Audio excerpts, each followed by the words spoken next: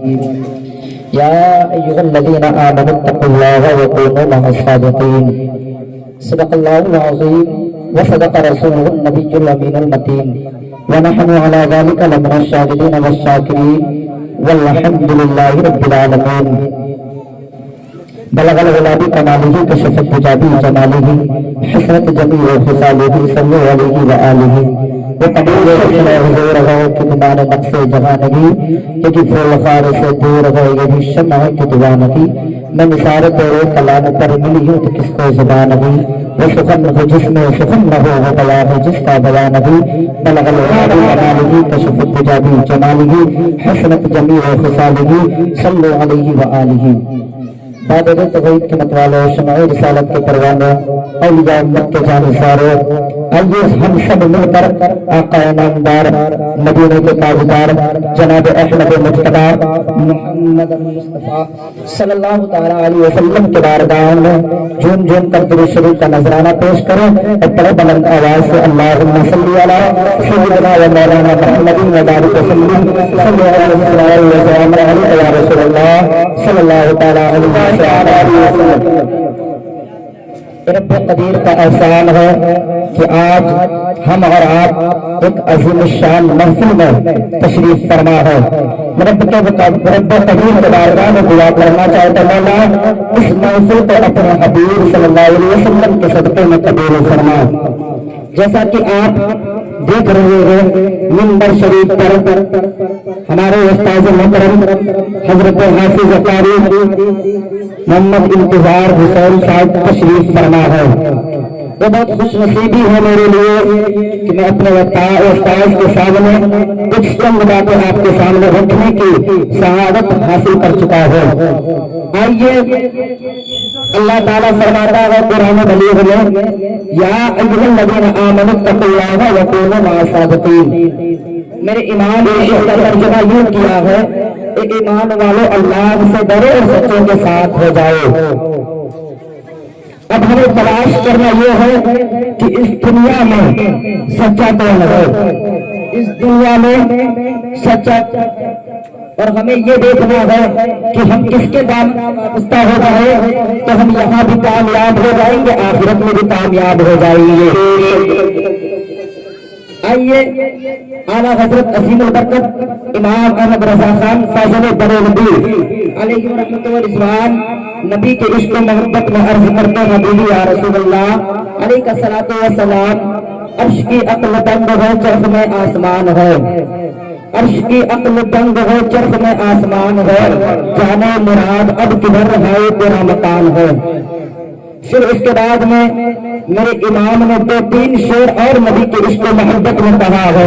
پڑھنے کے بعد میں پچھم کی جانب دیکھا ہے، لبوں پر مسکراہٹ آئی ہے، پچھم کی جانب دیکھا ہے، لبوں پر مسکراہٹ آئی ہے۔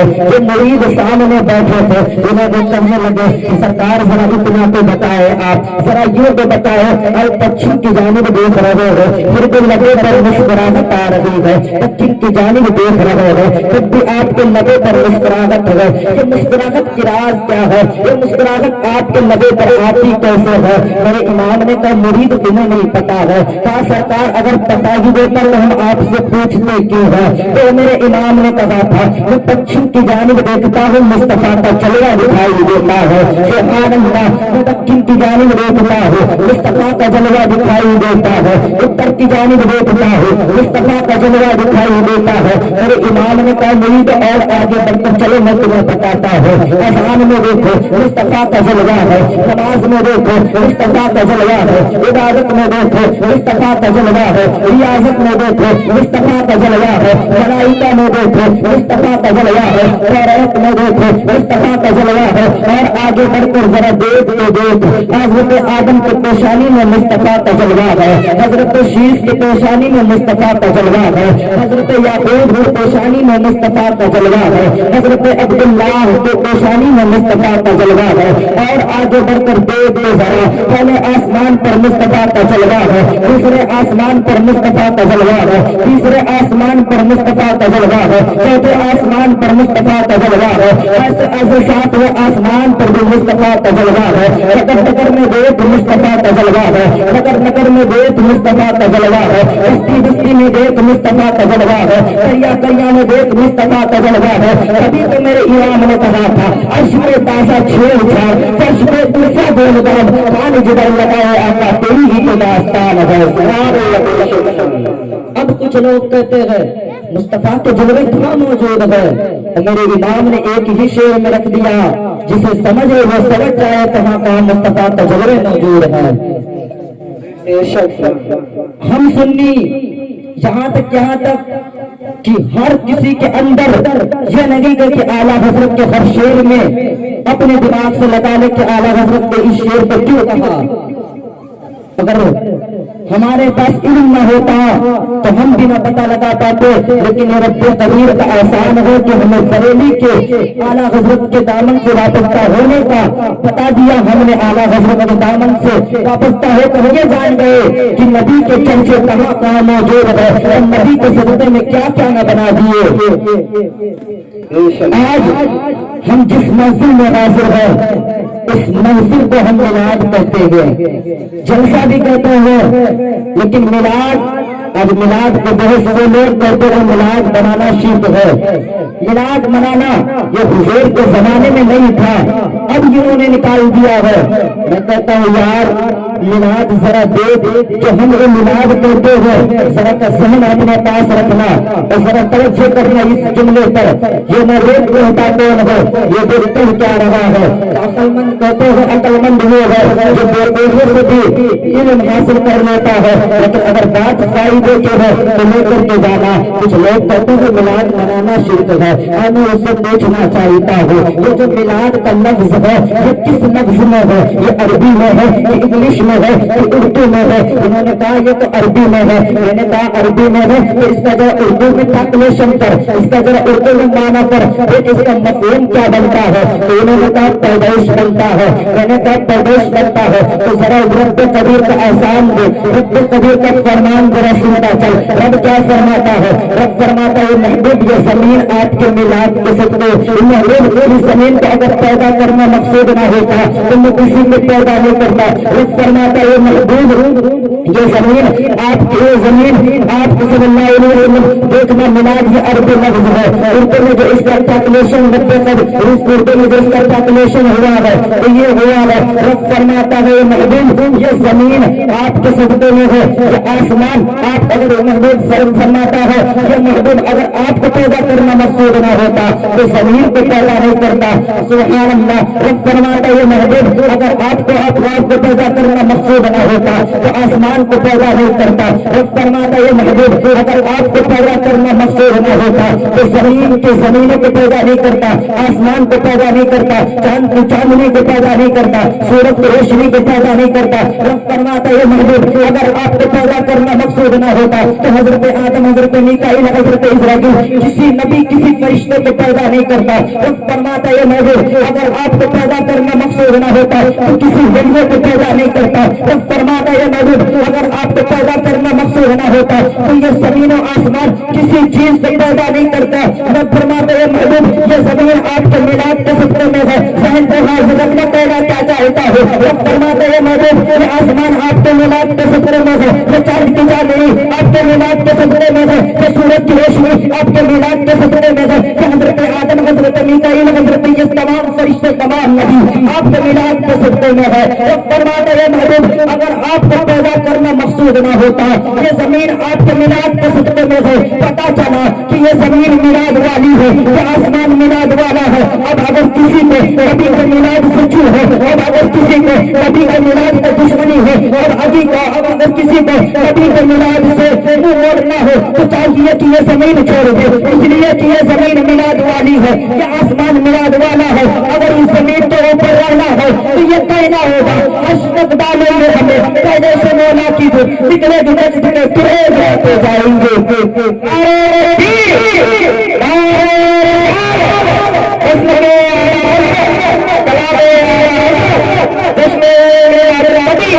حضرت سے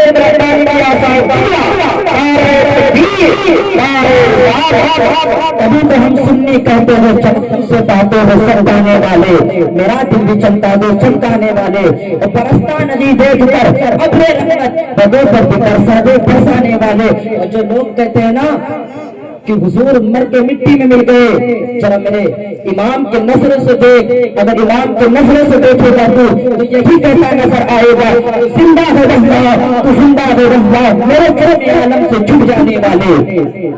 حضرات حضور کو اگر ایمانی نظر سے دیکھا جائے تو اگر کچھ لوگ کہتے ہیں ہم سب کو مانیں گے لیکن بریلی کے امام کو نہیں مانیں گے، کیوں؟ ہم سب ولیوں کو مانیں گے لیکن صرف بریلی کے امام کو نہیں مانیں گے، آخر کیوں ایسا؟ کیوں ان سے جھگڑا ہے؟ کہتے وہ ولی ہیں، میں کہتا ہوں ولی تو بہت سے ہیں، اب اجمیر میں جائے خواجہ غریب نواز ہے، بہرائچ میں جائے قاضی سردار ہے، ان سے آپ کو جلن نہیں ہے، بریلی کی امام سے کیوں جلن ہے؟